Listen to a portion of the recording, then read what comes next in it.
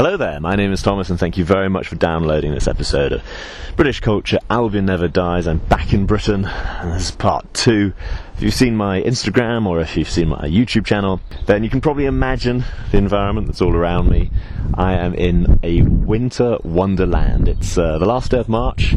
It's very, very beautiful and there's snow everywhere. It's up in the Dales of West Yorkshire and everything's just coated in this white stuff that I did see in California. I had to do it. I ran up to the mountains. Well, the wife drove me up to the mountains, and then we ran around in the snow, and then we went down to the coast, and I ran out into the sea. It was a bit bracing, not going to lie, but you had to do it because there's that Fawlty Towers episode where Basil is being driven absolutely nuts by one of his guests, talking about the wonders of California. Oh, you can go swimming in the morning and skiing in the afternoon, and he goes, that must be tiring. So as I was in California, I had to do it. So that was the last time I saw snow, I think. Yeah, I got some excitement yesterday. There was flurries of snow, so I rushed out and it was just landing and melting. But it's been snowing all night, so there is a few inches, a respectable amount. So I couldn't resist going out for a walk. I've got a good hat on, a good jacket, good gloves, very, very important, and yeah, a nice cup of tea and a thermos. So I've just been enjoying walking about in the snow. It's been an interesting week, meeting up with old friends. One of them took me along to a fascinating art exhibition in Bradford, which is all about teenagers growing up with the pandemic. Really, really interesting. A local artist had worked with high schoolers, secondary school students for the last 2 years and had them do kind of little art projects all about what it's like to be a young person under lockdown, the teenage experience. And it was really, really interesting. Again, I'll probably put those pictures out somewhere, but they were doing pictures, letters. I quite like one of the letters said that I miss everybody from school that I like. I even miss all the people I don't like. I thought that was really, really, I don't know, very cool. So yeah, that was a fantastic exhibition. Managed to get there on the last day. Then went down to see Caine. Caine in Fuzhou has been with us for a few deep dives, and we just met up in a pub and had a little chat. So first of all, here is the little chat with Caine. It is a bit noisy. There's the authentic experience of being in a British pub. It's about 10 minutes. I hope you enjoy it. As I say, we have a quick natter about, what it's like to be two British men in a British pub. So it's about 10 minutes. Oh, I couldn't resist. I was in the city, Derby, so I couldn't resist picking up a local newspaper. I don't know much about Derby, but I really like some of their stories. So that comes after the interview. Enjoy. Hello, welcome to part 2 of Back in Britain, and I'm in a pub. What could be more British than a pub setting? And I'm with my friend Caine. Hello everyone, nice to be here. And there's something special about British pubs, isn't there? It's something that you and I have both obviously travelled quite a lot, and maybe not so much these days, but in our youth we did like a bit of a drink, so I think we've been in a lot of some drinking establishments, and there is something I think unique about British pubs. I don't think it's necessarily though to do with the kind of built environment, because I think to a lot of North Americans, if you say British pub, that's what comes to their mind, is the fact that the built environment is different. It's in a really stereotypical sense, it would be the open fireplace, the wing back leather chairs, the old, stained oak, and so on and so forth. And certainly there are many pubs like that. The pub we're in at the moment is a little bit like that. I wouldn't say it's super traditional in its design. I think. I mean, if you take the cartoonish version of The Simpsons and Family Guy, you must have a picture of the Queen in every pub, though you have to have a picture of fox hunting, which, in a lot of British pubs outside the UK. Yeah. But here, I don't see any of that stuff. It's just... No, I mean, we do have a fireplace here, although it's not on at the moment. And we do have some leather chairs. But yeah, it's not over the top in terms of its stereotypical element. But I think what makes British pubs a bit different is really the way that they're used by the patrons. So I know, obviously I haven't been all over North America, but I have been to a few states in the US, and I did spend some time in Canada. And what I found is that drinking establishments, they're almost, not exclusively, but most of the time it's a nighttime occasion, right? That's when somebody goes to a place where they serve alcohol. It's a place where you can meet people, maybe have a dance, maybe not. Sometimes the music is loud. It's I don't know exactly how to say it, but it's a bit more of an event. Let's say that. It's a bit more of an event. At least that's the sense I get. And North American listeners, please feel free to contact Thomas and tell him if we're wrong. And again, when I'm travelling in East and Southeast Asia, I would say it's a similar thing. In China, for example, actually most drinking is done in restaurants. Right? The concept of a place where you'd only drink is quite new in China. In the UK, I would say that a pub is almost like a community front room, a community living room. So, pubs open in the morning. Right? I mean, I think that's something that I used to regularly go for pub lunches. Yeah, I remember talking to Chinese friends, and they'd been surprised at the fact that most pubs open about 11 o'clock. And some of the pubs, particularly some of the bigger chain pubs, Wetherspoons for example, open at like 8, 9 in the morning. Not all of them serve beer at that time though. Some of them will not serve beer until like lunchtime, but plenty of them do. Although I wouldn't suggest, I don't know, if you find yourself drinking in a pub at 8 a.m, you might want to ask yourself some questions, right? But yeah, I think that's the kind of big difference, is the way in which people use them, is that it's a bit more like a community front room. It's a place that's open to everyone. I mean, the name pub, of course, means public house, right? It's open to everyone. You can go in, you can have a couple of beers, you can have a chat. It stays open late, but they can be just as good to go to in the day. And I think that's what makes them unique, more than the architecture or the design. Although certainly we do have some really great, beautiful pubs. And the fact that the UK is an old country, we've had pubs for a long time, means that we get to enjoy it. Far back in history, and the idea was that it is a safe place for travellers to go. People put up, and it was just safe. Yeah, and I mean, I'm not trying to underplay the the great built environment of pubs. I don't know if built environment's the right word, but you understand what I mean. Interior decor and exterior decor, I suppose. Definitely we have loads of really nice pubs, right? The pub we were into today actually for lunch. Don't worry, listeners, we haven't been drinking all day. We've mostly been eating in pubs. But the pub we were in today is a converted old bank. It's very grand, right? A really nice building. These gorgeous full-size paintings of people like George Nathaniel Curzon, great figures of history and of this city, right? Yeah, exactly. And they had the really nice like snugs, right, with leather seats and stuff. So we certainly have this. We're down the road actually. We're recording this. We've met up in Derby, so we're down the road from Nottingham, and Nottingham has a pub which lays claim to being the oldest in the country. It's the Ye Olde Trip to Jerusalem, and it's almost 1,000 years old.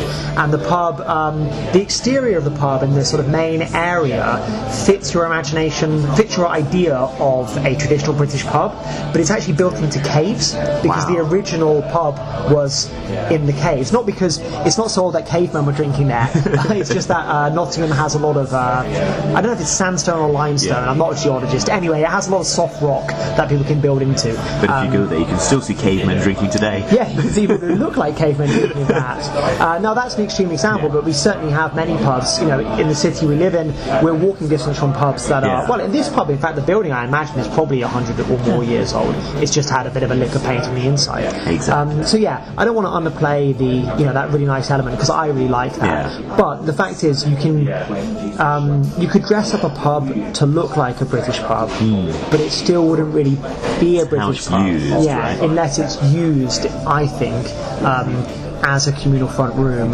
rather than just a place to go get smashed. Now that's not saying people don't get smashed in British pubs. They very often do. But I think it's that sort of community front room is what makes it a British I pub. wouldn't take a child to an American bar, but I've been taken to a British pub as a child. I remember telling friends in China, my mum goes to pubs, and people find that incredible, because the idea that in China somebody of my mum's age would go to a pub or a bar is just, it's unheard of. It's just not something that would happen. And to be fair, my mum probably wouldn't want to go to pubs in China, although she may do, but it's because of what a pub is in the UK. It's the kind of place your mum can go, or the kind of place your niece or nephew 8, 9, 10 years old can go. Exactly. So I had happy memories playing in beer gardens and so on. It's not But it's how it's being used, right? Yeah. It's, also, I suppose we should be careful not to look at it with rose-tinted glasses. Yeah. You know, there is plenty of drunkenness and debauchery that goes there's also on. dodgy pubs and there's quiet country pubs. Yeah, it's not. It's I wouldn't want anybody to come to England thinking that every experience is going to be this idyllic, nice, friendly thing. And also, if you're the kind of person who wants to go out and get absolutely hammered, there are pubs available for that purpose. Most pubs would allow you to a certain extent to get absolutely lathered. In fact, this is a little bit off topic, but when I was in Canada, one thing that I noticed, which I've never seen happen in the UK, and I worked as a bartender in the UK for many years, is in Canada they call it cutting people off who are drunk. Yeah. So basically, if you go to the bar, and by the way, it never happened to me. I was never cut off for being drunk, which doesn't necessarily mean I wasn't drunk. I suppose it just means I wasn't so drunk that I couldn't, order a beer. But basically, if you go to the bar and you're drunk, the bartender will refuse to serve you, and they'll say, "Sorry, I'm cutting you off." I've never in my life heard of that happening in the UK, and certainly in all my years of working in bars, I've never cut anybody off. I was at a closing time at a pub, and there was one person who got very, very drunk and fallen asleep in a chair, and they tried to pull him out. He slowly slid down onto the floor, and it was just him and myself and a group of 6 mates, and we were just watching this hilarity as all the bar staff had to come around and try and pick him up, and it was a good comedy moment. 5 minutes as they tried to carry him out, and then the staff were just at the door, just got him out, and then one of us went, "Everybody, get down on the floor!" They chased us out.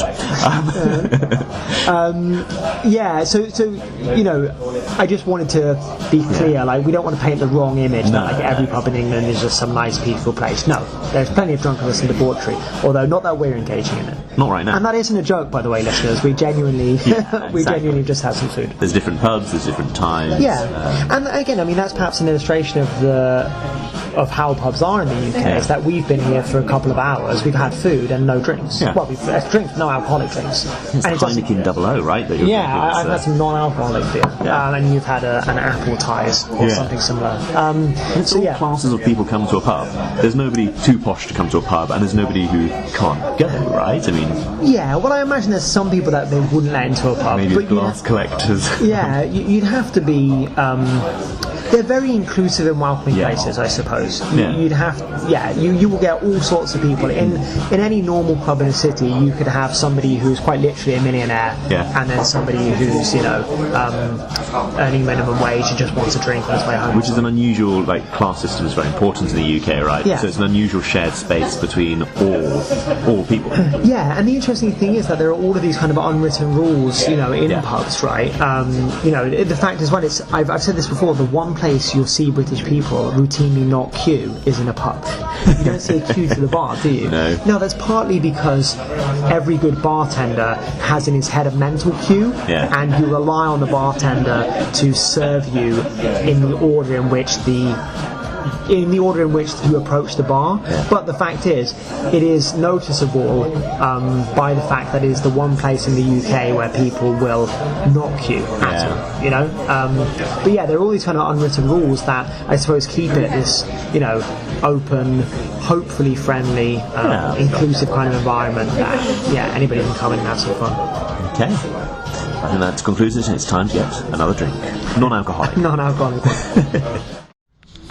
Okay, so after that last conversation with Caine, in which he mentioned that the oldest pub in England might well be in Nottingham, I happened to be passing through Nottingham, so I made a little detour first of all to see the statue of Robin Hood, which, it's not an epic impressive thing, it's just the one commemoration in the city to Robin Hood. I think there may be a corner of a museum somewhere to him, but it's not really made a big thing of here in Nottingham. But anyway, I had to see that statue, because when I was working in China, I was manager of an education centre, and in our materials we actually had that statue in our materials, so I couldn't resist swinging by just to see it in real life. I've seen it so many times in our adult education classes, so I had to see it. And then just down the road is Yoli Trip to Jerusalem, which is claimed to be the oldest inn in England, founded in 1189 AD. According to the sign in front of me, it's kind of carved into the city walls, into the rocks and so on. So it's got had a quick run around inside, lots of little nooks and crannies. It looked really cool. But now I'm just sitting outside. It's a nice day. It's this is just all my time is spent in pubs, but as you're travelling around, it is just a nice place to stop by, and it is a historic thing. I know there are a few competitors out there. This is said to be one of the strongest competitor for the title, oldest pub in the UK. It does say Ye Olde, of course. That's just how they spelled the old trip to Jerusalem. The Ye looks like a Y, but is in fact it's a hangover from the Viking days. It's the rune Thorn, which is kind of similar to a Y, similar to an X, and then in modern typeface we just use Y. So that's why you see Ye Olde. Nobody referred to it as Ye. It was the. But it's a funny thing how it came into the language. It's one of those organic things, and then people use it to be old-fashioned. So it was the old trip to Jerusalem. Yeah, very cool, whitewashed on the outside. I'll be posting some pictures to Instagram, but well worth just dropping by. I say nothing amazing, nothing stunning, except the heritage, the feel. I've been to lots of replica British pubs around the world and replica British towns, but it's hard to capture the original, perhaps because, as Caine mentioned, it's how people use it, it's how people behave. This is just a common ground for everyone. I say I'm just walking around, and this is just a nice place to stop, enjoy the little garden, sun streaming in, the old medieval walls, the very, very old pub. Certainly one of the oldest pubs in the UK. I say it's got painted all over it, the oldest inn in England. So may well be. I'll give them the benefit of the doubt, because it's such a nice day and I'm having such a nice time sitting here. But soon I'll be on my travels again. I just dropped down to see Caine, so I'm going to be on my way back up to Yorkshire, away from Derbyshire. Cool little place to stop by. Okay, I'm back in my friend's home. The cat's running around. I think that was the most popular aspect of my last Slice of Yorkshire Life episode, was the cat meowing in the background. Even had one person messaging me his impression of the cat, which was very, very impressive. But they're free, they're running around, so they may make an appearance. Brace yourself, they might not. But it's not a slice of Yorkshire life, it's a slice of Derby life. I picked up a local newspaper to read on the long, long journey back, and there's two stories on the front page. One, Dame Margaret hailed a trailblazer. So this is Dame Margaret Beckett, who announced very recently that she'd be stepping down at the next election after, 40 years of service in the House of Commons. And the other one was two local heroes who answered call of duty, two policemen, PC Steve Reed and PC Ronnie Corbeil. I'll go first of all to the one that's perhaps the most familiar to UK listeners, which is Dame Margaret Beckett, first elected to the House of Commons in 1974, when she was elected as the MP for Lincoln.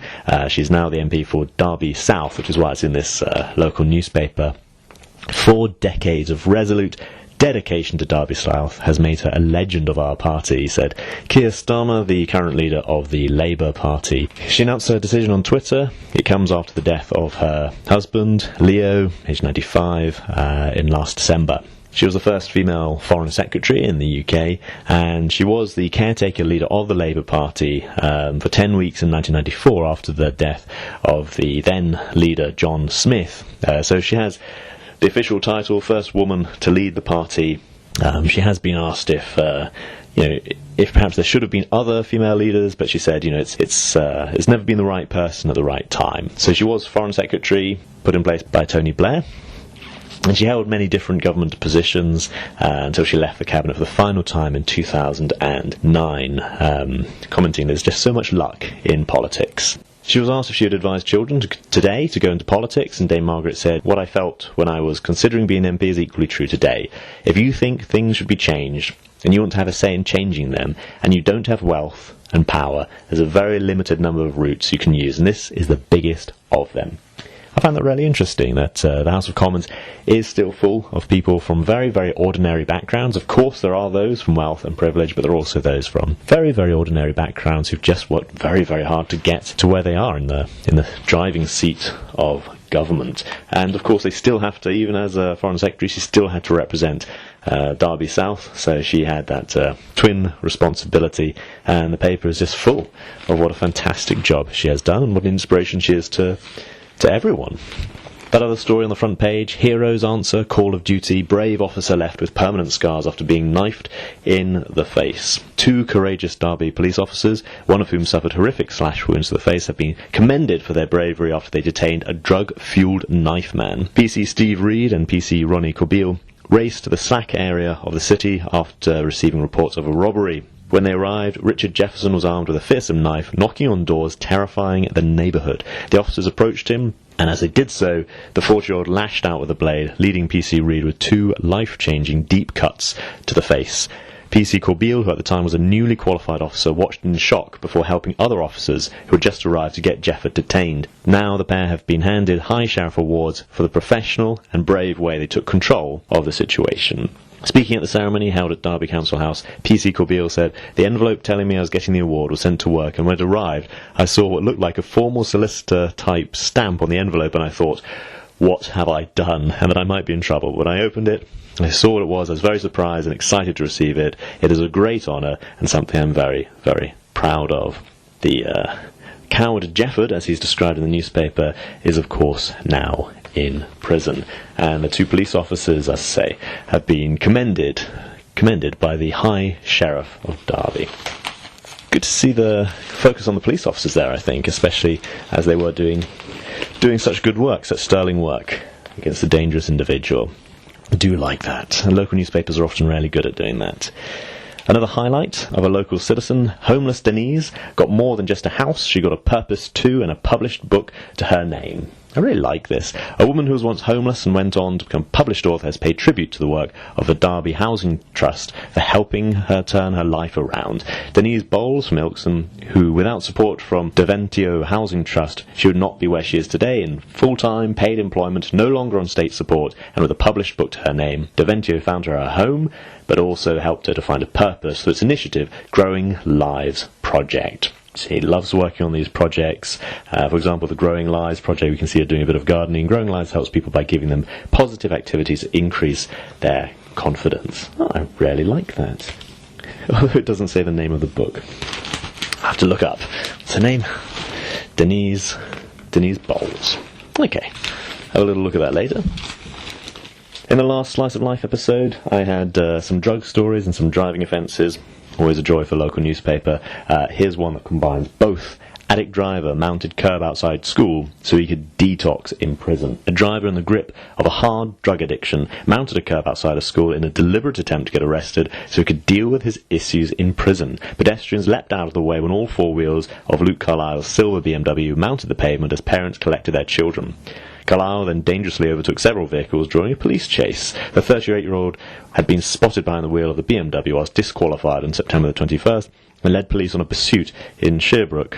Prosecutor Stephen Fox told Derby Crown Court. Oof. He's got what he wanted. He is now in prison. He's in Her Majesty's Prison Lincoln, from where he appeared via a video link. But the lawyer said his client was feeling an awful lot better, and had discovered that if you ask for help, things get better. Oof. Sorry he needed to do that, to learn that lesson.